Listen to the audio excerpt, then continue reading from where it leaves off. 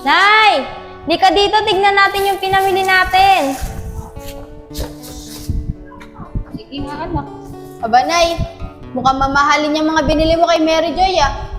Naku naman, Mariel. Huwag mo na silipin to sa kapatid mo. Ang tagal na nga niyang gustong bilhin yan. Ngayon ko nga lang to nabili eh. Sige Kaya na. nga ate, pati ba naman to sinisilip mo pa? Dandan.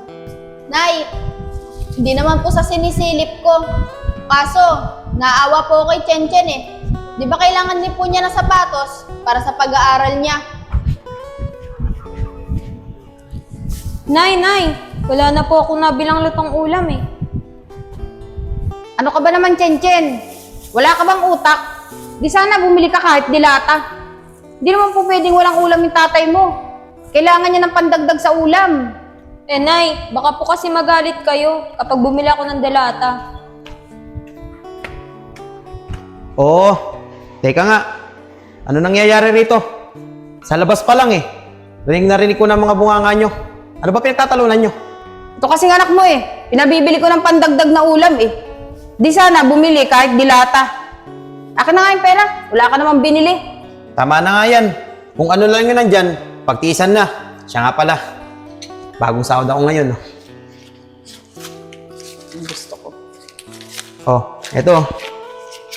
Budget mo tong pera ah. Oh, Chen Chen, siya nga pala. Di ba sabi mo sa akin kagabi, bibili ka ng project mo. Eto. Hoy, masyadong malaki to. Di ba 50 lang kailangan mo? O ayan, ayan 50. Yan lang kailangan mo. Laki-laki nito. Ikaw ah, huwag mong papamesahin yung anak mo na bibigyan mo ng malaking pera. Mary Joy, tara na anak sa loob. Tara Nay, baka agawin pa itong binili mo sa akin.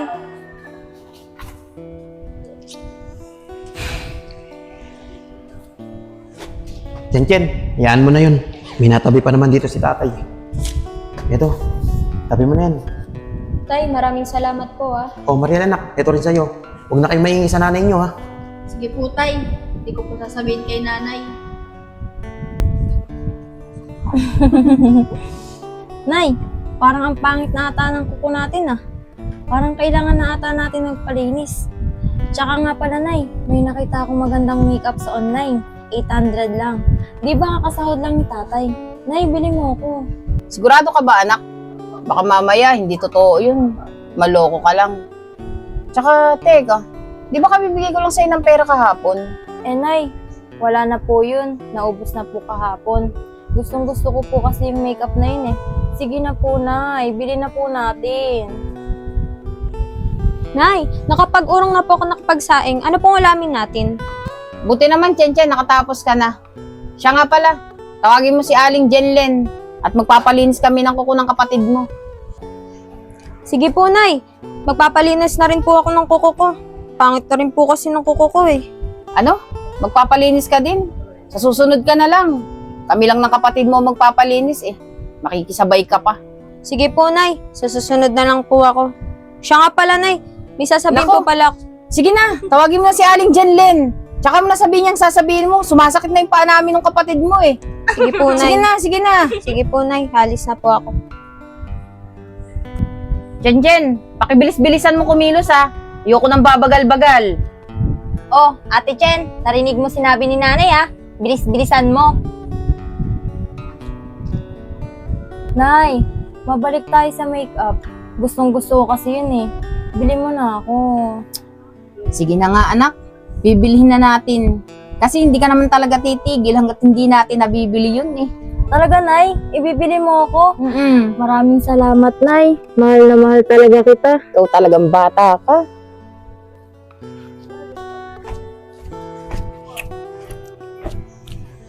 Nay, nakausap ko na po si Aling Janlen. Mamaya na daw po siya pupunta. May ginagawa pa daw po kasi siya eh. Ganun ba? Hayaan mo na. Sige, magluto ka na lang sa loob ng ulam. Para makakain na tayo maya-maya. Eh, Nay, ano po bang lulutuin ko? Hindi niyo pa po kasi sinasabi sa akin kung ano lulutuin eh. Ano ba naman yan, Chen? Pati ba naman yung bagay na yan, poproblemahin ko pa? Ulam lang, di mo madiskartihan. O, ayan ang pambili. Pumili ka kung anong bibilin mo. Eh, Nay, may sasabihin po sana ako sa inyo. Balak ko po sanang sumali sa singing contest. Baka po sakaling manalo ako. Para naman po makatulong ako. Alam mo, Chen, di ba sinasabi ko sa'yo, tigil-tigilan mo yung pagkanta mo dahil wala kang mapapala dyan. Ang isipin mo kung paano mo kami pagsisilbihan ng kapatid mo.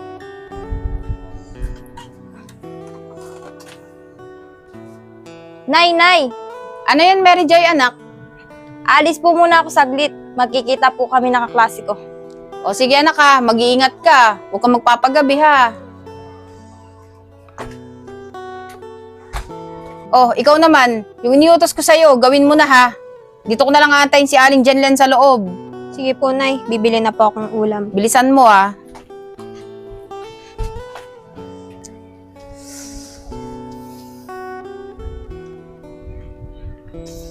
Dab, kanina ka pa ba dyan? Oo, Lab. Kanina pa ako rito. Kala ko nga, hindi ka na dadating. Dab, pasensya ka na. Umanap pa kasi ako ng tiyempo para makalis ako sa bahay. Lab, okay lang. Pero, ba't di pa natin sabihin sa nanay mo ang totoo? Para naman makadalaw na ako sa inyo. Dab, alam mo naman si nanay, di ba? Ayaw akong pag-boyfriendin nun. Kaya mas mabuti na lang na hindi niya nalalaman. Sige, Lab. Kung ano yung desisyon mo, igagalang ko. Pero nahihirapan talaga ako sa ganitong kalagayan natin. Sige, Lab. Konting tiis na lang. Sasabihin ko rin naman lahat kay nanay te. Oh, paano yan? Tara na, Lab. Tara na.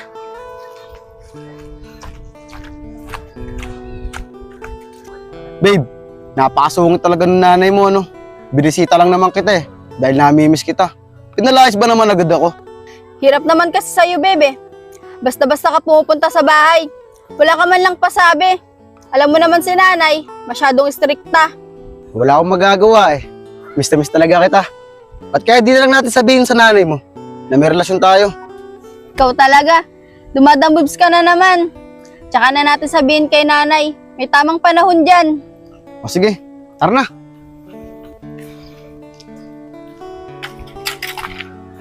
Yayag, tingnan mo. Ang puputi at ang sexy pa oh. Kaya nga, Alan. Bukod sa sexy na at maputi, maganda pa. Yayag, di ba anak ni Mian yan? Kaya nga, syota pala si Nepong. Tol, naninipat na naman kayo dyan, no? Talagang kayo. Magbago na kayo. Magjowa na rin kasi kayo. Tulapong, di ba anak ni Mian yan? Naku, Tol, mag-iingat ka. Napakasungit na nanay niyan. Grabe naman kayo magsalita sa nanay ko. Hindi masungit yun, mabait siya. O babe, tara na. Mga naiingit lang yung mga yan. Mag-girlfriend na kasi kayo. Basta Tol, mag-iingat ka sa nanay niyan. Tao po. Kumaring Mean. Oy, Aling Janlen. Kangina pa kita inaantay Tari ka, pasok ka. Papalinis ako sa'yo ng kuko. Sakit na kasi ng kuko ko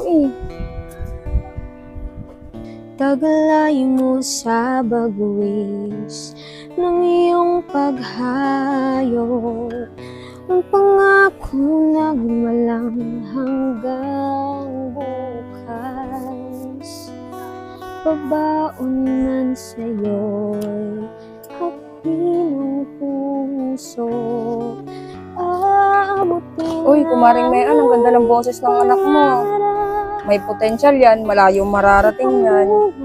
Ang wagas mo pagsisikaw. Pagulat nitong bayang ililiyak. Kapalit ng dalang Ay, nako. katit Kanta na naman ang kanta yung batang yan. Nakakainis. Chen! Pwede ba? Huwag ka nga magkakanta. Basakit sa tenga. Sige po, Nay. Titigil na po ako. Kanina ka pa Kakairita ka na. Yan. O, kumare, Ayan, okay Ma. na. Ang ganda mo talaga maglinis, kumare. Siya nga pala. Ito yung bayad ko. Mare, salamat sa uulitin. Thank you, kumare. Kumare, suporta mo yung anak mo. Maganda ang boses niya, malayo ang mararating niyan. Salamat. Sige, kumare, ingat ka. Ganda talaga maglinis ni kumaring Janlen ng kuko. Kaya sa kanya lang ako nagpapalinis.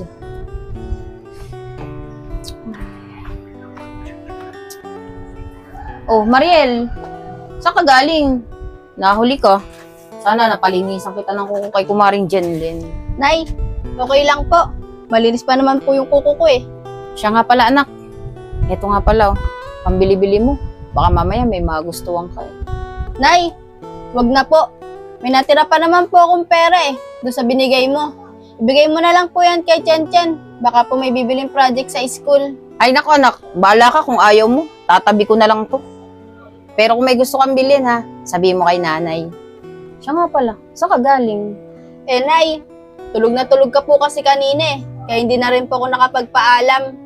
May pinuntahan lang po ako saglit. Kinausap ko lang po yung kaibigan ko. Oh, sige anak, kumain ka na dyan. Nakaluto na rin dyan si Chen Chen eh. Sige po, Nay.